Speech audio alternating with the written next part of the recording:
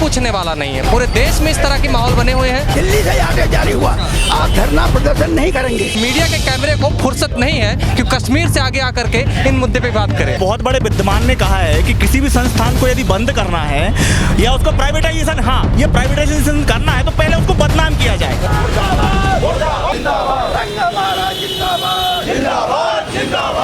नमस्कार, मैं आदित्य और आप देख रहे हैं द लोकनीति। भारत में धरना प्रदर्शन, भारत में इस तरह की नारेबाजी बहुत आम हो चुकी है। जगह जगह पर इस तरह से 10, 15, 20 लोग, 25 लोग, 100 लोग, 1000 लोग, 50,000 लोग, लाखों की संख्या में लोग धरना प्रदर्शन करते हुए, नारे लगाते हुए सड़क पे आपको दिख जाएंगे। लेकिन किसी को कोई फर्क नहीं पड़ता।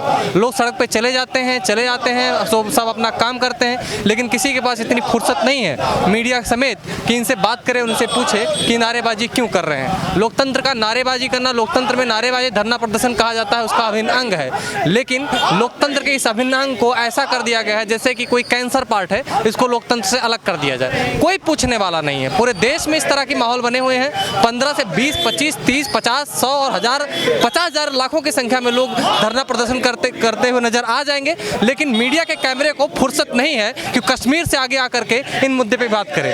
इस वक्त भोपाल में डाक कर्मचारी संयुक्त संघर्ष समिति भोपाल संभाग इस समय अपना प्रदर्शन कर रहा है। इनकी कुछ मांगे हैं, 24 सूत्रीय मांगे क्या हैं, हम इनसे बात करेंगे। क्या नाम है आपका? मैं एससी जैन, प्रांतीय अध्यक्ष, अखिल भारतीय डाक कर्मचारी संघ ग्रुप। क्या मांग है आपकी? हमारी प्रमुख मांग जो है, नई पेंशन योजना जो है, अच्छा, 2004 से जो चल रही है, इसको वापस लिया जाए। अच्छा। क्योंकि यदि इस तरह की पेंशन योजना हम करें, आप पूरे देश में लागू करिए। सांसद विधायक आज एक बार शपथ लेने के बाद उनको पेंशन मिलती है, लेकिन हमारा कर्मचारी 2004 के बाद जो ही भर्ती हो रहा है उसका कोई पेंशन का ठिकाना नहीं है। और आज पूरी तरह हर एक जगह कर्मचारियों के पद रिक्त हैं जिन पर किसी प्रकार की भर्ती नहीं की जा रही है, निजीकरण किया जा रहा है। और भी तमाम मांगे हमारी हैं जिनको सरकार पूरी तरह अनदेखा कर रही है। पहला पॉइंट जो आप लिख रहे हैं, CSI, RICT, IPBB, CABS, पोस्टमेंट वितरण मोबाइल ऐप आदि के क्रियान्वयन में आने वाली समस्याओं का तत्काल निराकरण करो। इससे क्या समझे आप? बता दो।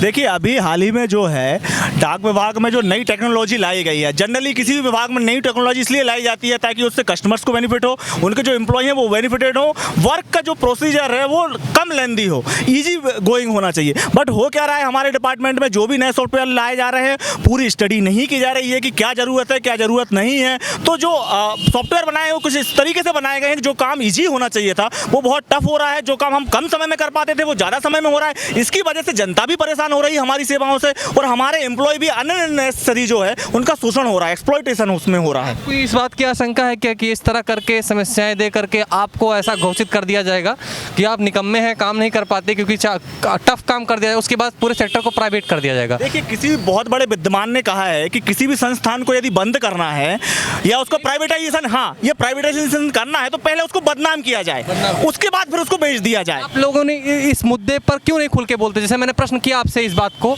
इस आशंका को मैंने व्यक्त किया एक पत्रकार के नाते, इस आशंका को आपके बैनर में होना चाहिए मुख्य रूप से। बिल्कुल, ये हम तमाम बैनरों में रखते हैं, हम ये प्रेस मीडिया को भी दे रहे हैं। पढ़ करके मतलब निकाला, इसमें लिखा नहीं, हमारे पास है, सारे बैनर सब जगह पे हैं, पहले दे चुके हैं, बहुत लंबे समय से ये चल रही है। और ना केवल ये डाक विभाग की समस्या है, आप देखिए अभी आयुध जो फैक्ट्रीज वाले हैं 1 महीने के हड़ताल पर गए हैं वो कल से।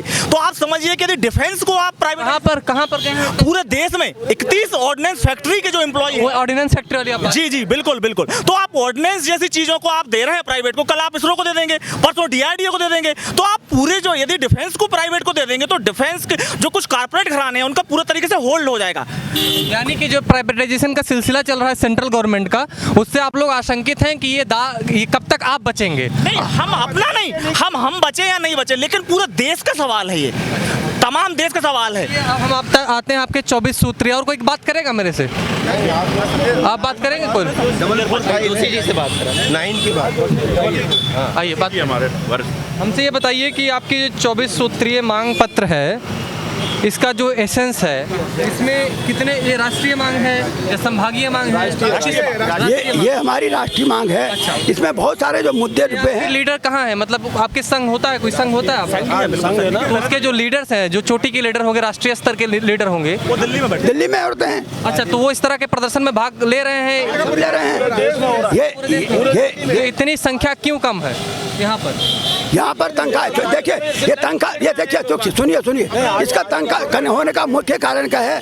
प्रशासन द्वारा इन सारे कामों में रोक लगा दी गई है। आप धरना प्रदर्शन नहीं करेंगे, ये आदेश निकाला गया कि आप धरने प्रदर्शनों में किसी कर्मचारी को छुट्टी नहीं देंगे। यदि धरने प्रदर्शनों में कोई कर्मचारी सम्मिलित होता है तो उसके ऊपर एक्शन लीजिए, उसके ऊपर अनुशासनात्मक कार्रवाई कीजिए। आपके जो हेड ऑफिसर हैं उन्होंने, ये दिल्ली से आदेश जारी हुआ, ये आदेश मध्य प्रदेश का नहीं है, ये दिल्ली। और हमारा आज यहाँ धरना प्रदर्शन था, आज हमारा पूरे दिन का धरना प्रदर्शन था और पूरे देश में था, परंतु धरना इसलिए। आपको नहीं लगता कि मीडिया बिल्कुल कवरेज आप लोगों का नहीं करती? आप लोग उदास नहीं महसूस करते? देखिए, ये तो जग जाहिर है, जो भी तमाम बुद्धिजीवी हैं वो ये जानते हैं कि पिछले कुछ सालों से जो है मीडिया एक पक्षीय हो गया, जबकि मीडिया को निष्पक्ष होना चाहिए। तो अधिकतर जो मीडिया घराने हैं वो एक पक्षीय, पॉलिटिकली एक पक्षीय हो जाना अलग बात है, लेकिन इस तरह से चीज़ों को बिल्कुल नेगलेक्ट कर देना कि कोई चिल्ला रहा, नारे लगा रहा, किसी को कोई फर्क नहीं। बहुत छोटी सी घटना है। 5 सितंबर 2018 को इतना बड़ा आंदोलन हुआ था, अभी तक का शायद इतिहास का सबसे बड़ा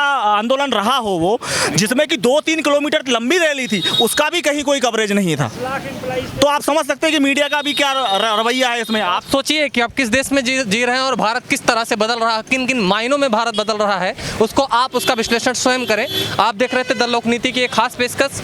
मैं इस सड़क से निकल रहा था, मुझे फर्क पड़ा, इसलिए मैं रुक गया। अगर आपको ये वीडियो पसंद आया हो तो इसको आसपास फैलाएं और बताएं कि कैसा और किस मायने में देश बदल रहा है। धन्यवाद।